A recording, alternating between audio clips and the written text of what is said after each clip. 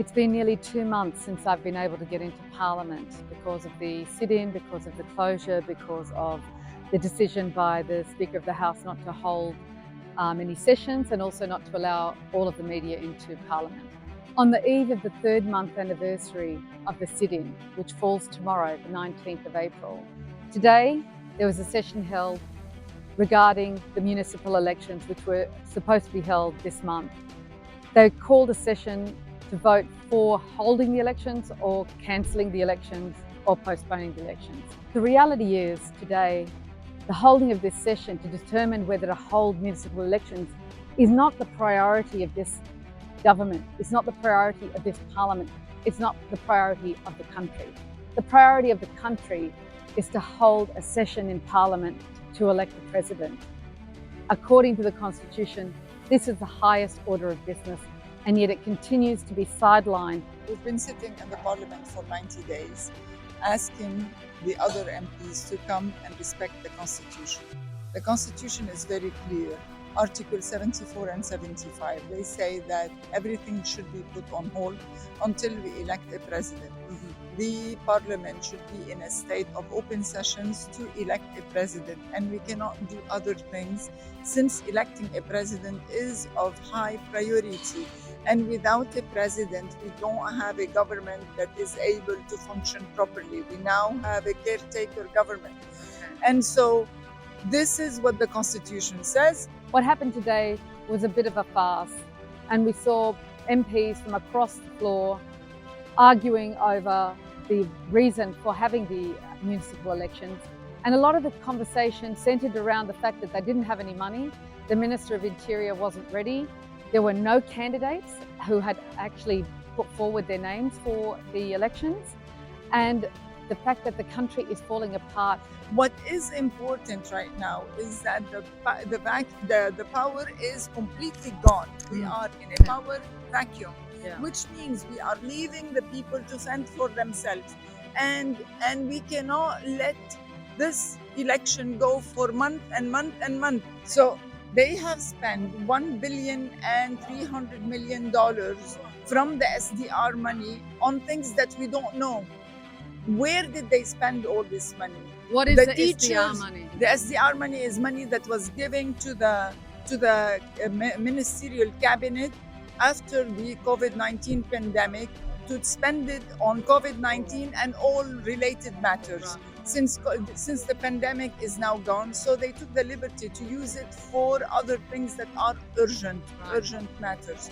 And so they have been spending all this money. I think they are left with less than $300 million, and we don't know what they spent it on.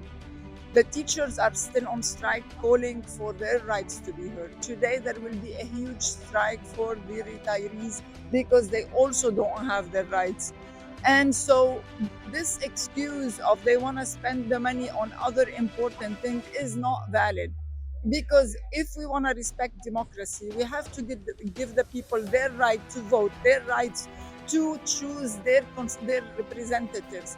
And it is so important to do the municipal elections because it's the first layer of executive body that the people choose in order for them to get on with their daily needs.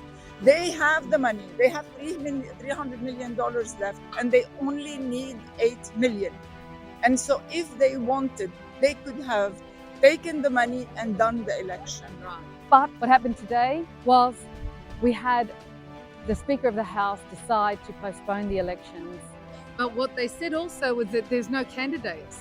No one has put themselves up for candidacy for the elections. Exactly. And of course, 10 days before, you cannot make a strategy.